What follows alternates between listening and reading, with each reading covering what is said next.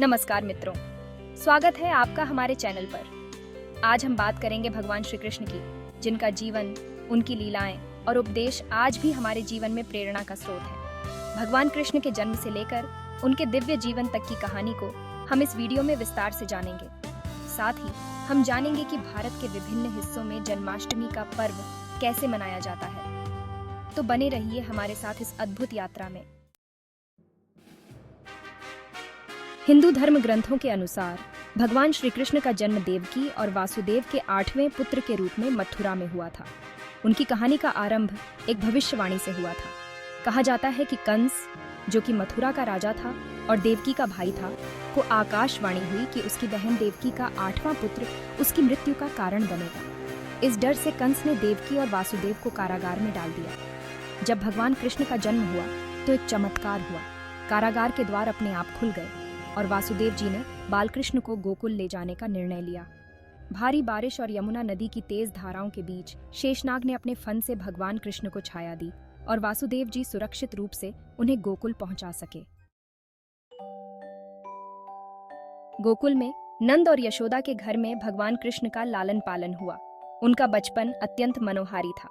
माखन चुराने की उनकी लीला, जिसे हम माखन चोर के नाम से जानते हैं, बहुत प्रसिद्ध हुई। वे अपने सखाओं के साथ माखन के मटकों को तोड़कर माखन चुराते थे।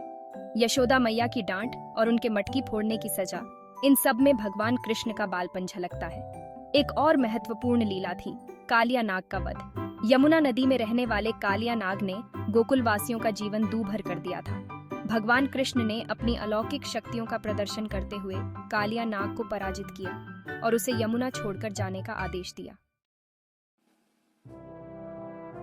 भगवान कृष्ण ने न केवल अपनी बाल लीलाओं से सबको आनंदित किया, बल्कि धर्म और सत्य की रक्षा भी की। गोवर्धन पर्वत की लीला इसका सबसे बड़ा प्रमाण है। जब इंद्र ने गोकुल वासियों को अपने क्रोध का शिकार बनाया और मूसलधार बारिश शुरू कर दी, तब भगवान कृष्ण ने अपनी छोटी उंगली पर गोवर्धन पर्वत को उठा लिया और सभी को आश्रय दिया। इस प्रकार उन्होंने इंद्र का घमंड चूर चूर कर दिया और यह संदेश दिया कि प्रकृति का सम्मान ही सच्ची भक्ति है।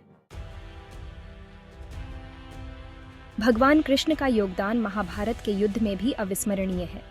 उन्होंने अर्जुन के सारथी के रूप में युद्ध भूमि में धर्म और कर्तव्य का पाठ पढ़ाया। अर्जुन के संदेहों को दूर करते हुए भगवान कृष्ण ने श्रीमद्भगवद गीता का ज्ञान दिया, जो आज भी मानवता के लिए एक अद्वितीय ग्रंथ है।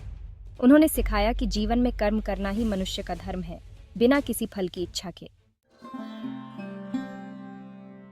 जन्माष्टमी का पर्व भगवान श्री कृष्ण के जन्मदिन के रूप में मनाया जाता है और यह भक्ति, आनंद और उत्सव का प्रतीक है।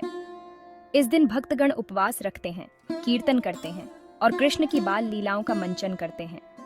भारत के विभिन्न राज्यों में जन्माष्टमी को अलग अलग तरीकों से मनाया जाता है। मथुरा और वृंदावन में, जहाँ कृष्ण का जन्म और बाल्यकाल बीता, विशेष झांकियां और कीर्तन होते हैं। यहाँ के मंदिरों को भव्य रूप से सजाया जाता है और रात भर कृष्ण जन्म की झांकी और गीतों का आयोजन किया जाता है।